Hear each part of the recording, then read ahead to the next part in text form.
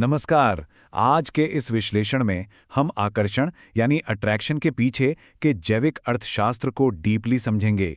Evolutionary psychology के चश्मे से देखें तो ह्यूमन मेड चॉइस एक बेहद रोचक विषय बन जाता है।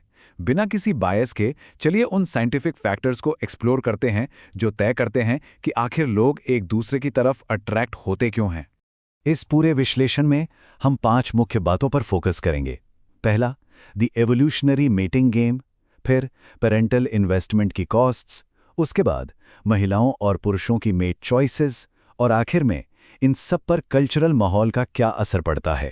शुरुआत करते हैं पहले हिस्से से, द एवोल्यूशनरी मेटिंग गेम। अब देखिए, इस मेटिंग मार्केट के बुनियादी नियम को समझने के लिए 2 टर्म्स पर ध्यान देना जरूरी है। पहला, रिप्रोडक्टिव पोटेंशियल, यानी वो सभी जेनेटिक या फिजिकल रिसोर्सेज जो बच्चों के लिए दिए जा सकते हैं। और दूसरा, रिप्रोडक्टिव इन्वेस्टमेंट, यानी इन रिसोर्सेज का असल में इस्तेमाल होना। सिंपल सा नियम है, बायोलॉजी के हिसाब से जो सेक्स रिप्रोडक्शन में फिजिकली ज्यादा इन्वेस्ट करता है वही साथी चुनते वक्त ज्यादा सिलेक्टिव यानी चूजियर होता है। इस कॉन्सेप्ट को समझने के लिए स्पाथिरा अंडरवुडी हमिंगबर्ड्स का उदाहरण बिल्कुल परफेक्ट है। इन नर पक्षियों के लंबे और आकर्षक पूंछ के पंख देखिए। ये एग्जैजरेटेड फीचर्स दरअसल सेक्सुअल सिलेक्शन का एक बेहतरीन नमूना है। ये लंबे पंख एक विजुअल बैरोमीटर की तरह काम करते हैं जो चूजी मादा पक्षी को ये सिग्नल देते हैं कि ये नर पक्षी जेनेटिकली कितना फिट और स्वस्थ है। तो अब आते हैं अपने दूसरे हिस्से पर, पैतृक निवेश की कीमत यानी कॉस्ट्स ऑफ पेरेंटल इन्वेस्टमेंट। इंसानों में आकर ये जैविक नियम और भी दिलचस्प हो जाते हैं। शॉर्ट टर्म और लॉन्ग टर्म रिलेशनशिप्स की कॉस्ट्स महिलाओं और पुरुषों के लिए बिल्कुल अलग होती है। महिलाओं के लिए प्रेगनेंसी और बच्चों की देखभाल में एक बहुत बड़ी फिजिकल और बायोलॉजिकल कमिटमेंट जुड़ी होती है। इस वजह से उनके लिए शॉर्ट टर्म रिलेशनशिप्स का जोखिम काफी ज्यादा होता है। पर दूसरी तरफ पुरुषों का नेचुरल फिजिकल निवेश कम होता है, जिससे उनकी लागत और फायदे का पूरा कैलकुलेशन ही बदल जाता है। यहां से हम बढ़ते हैं तीसरे हिस्से की तरफ, वुमेन्स मेट चॉइसेस। एक लॉन्ग टर्म साथी चुनते वक्त कुछ ऐसी चीजें हैं जो महिलाओं की प्रेफरेंसेस में सबसे ऊपर होती हैं, जैसे कि कल्चरल सक्सेस, रिसोर्सेज और एम्बिशन। क्यों? क्योंकि ये फ्यूचर में बच्चों के बेहतर पालन पोषण का सॉलिड संकेत होते हैं। और सिर्फ यही नहीं, गुड जीन्स के विजुअल इंडिकेटर्स जैसे चेहरे की सिमेट्री और प्रोमिनेंट चीक बोन्स को भी काफ़ी तवज्जो मिलती है। ये फिजिकल फीचर्स असल में एक मजबूत इम्यून सिस्टम और बीमारियों से लड़ने की क्षमता यानी इम्यूनोकॉम्पिटेंस का सीधा प्रूफ होते हैं। अब इस पर ध्यान दीजिए, ये नंबर 37 खुद में एक बहुत बड़ी कहानी कहता है। डेविड बस ने एक मैसिव स्टडी की थी, और वो भी 1 या 2 नहीं, पूरी 37 अलग अलग कल्चर्स में। और इस अध्ययन ने वैज्ञानिक रूप से ये साबित कर दिया कि महिलाओं में अपने साथी के फाइनेंशियल प्रॉस्पेक्ट्स को लेकर एक यूनिवर्सल पसंद होती है। चाहे कल्चर या बैकग्राउंड कोई भी हो, ये प्रेफरेंस हर जगह कॉमन मिली। लेकिन बायोलॉजी हमेशा किसी सीधी लाइन में नहीं चलती।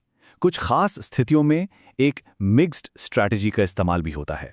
ये स्ट्रैटेजी है लॉन्ग टर्म सिक्योरिटी और शॉर्ट टर्म जेनेटिक हेल्थ के बीच का बैलेंस।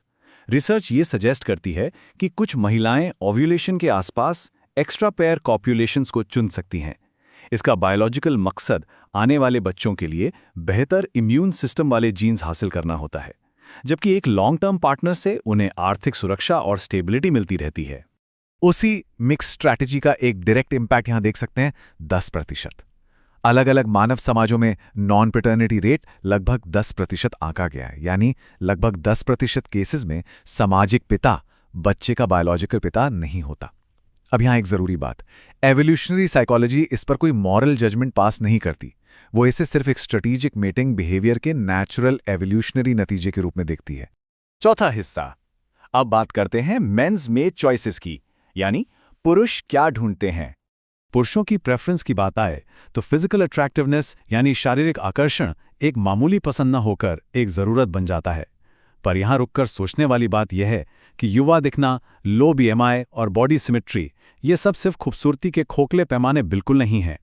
बायोलॉजी के डीपली रूटेड नजरिए से देखें तो ये सभी दरअसल हाई फर्टिलिटी और बेहतर स्वास्थ्य के डायरेक्ट विजुअल क्यूज हैं।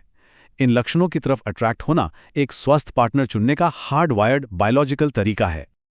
और इस सब में सबसे क्रूशियल नंबर है ये 0.7।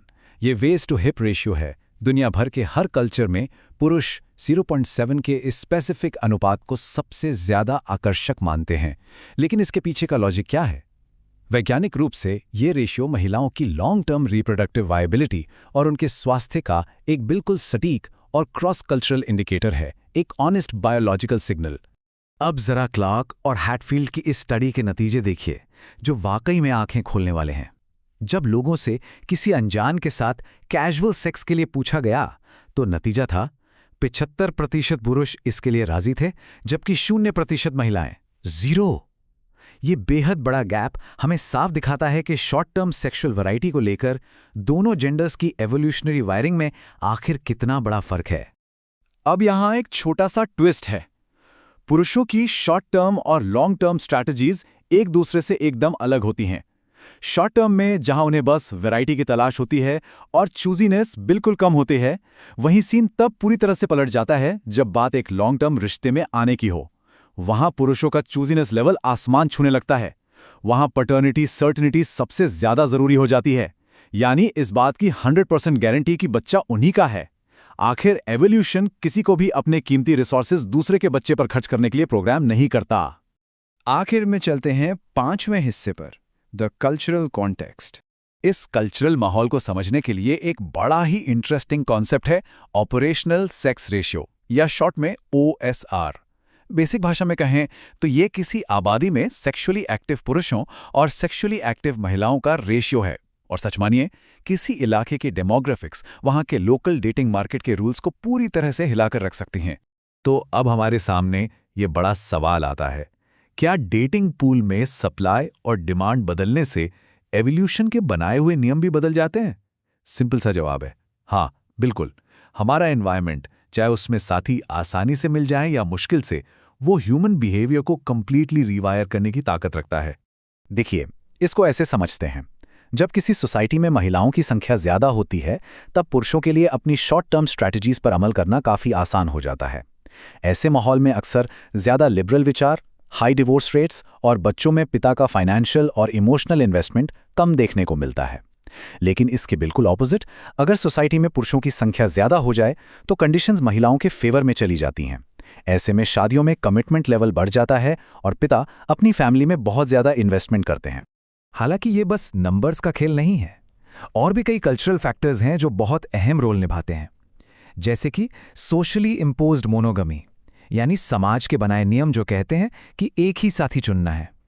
और इसके अलावा कॉस्ट ऑफ लिविंग या रिसोर्सेज की कमी जैसे आर्थिक मुद्दे, ये सभी फैक्टर्स पॉलीजिनी पर रोक लगाते हैं। सच तो यह है कि इकोनॉमिक प्रेशर दोनों जेंडर्स को मजबूर कर देता है कि सर्वाइवल के लिए वो अपनी प्राचीन एवोल्यूशनरी स्ट्रैटेजीज में प्रैक्टिकल बदलाव लाएं। इस पूरे विश्लेषण को खत्म करने से पहले इस डीप विचार पर ध्यान देते हैं। इसका सार ये है कि दोनों सेक्सेस की पसंद, उनकी सोच और उनका व्यवहार इस तरीके से इवॉल्व हुए हैं ताकि वो दूसरे सेक्स की रिप्रोडक्टिव पोटेंशियल और उनके रिसोर्सेज को मैक्सिमम यूज कर सकें। ये सच में सोचने पर मजबूर कर देता है कि अट्रैक्शन और रिलेशनशिप्स की इस मॉडर्न दुनिया के पीछे दरअसल एक बहुत ही पुरानी, अदृश्य बायोलॉजिकल इकोनॉमी छिपी हुई है, जो आज भी हमारे फैसलों को चला रही है। तो क्या हम अपने साथी चुनने में वाकई उतने इंडिपेंडेंट हैं जितना हमें लगता है? ये एक ऐसा सवाल है जो जरूर सोचे जाने लायक है।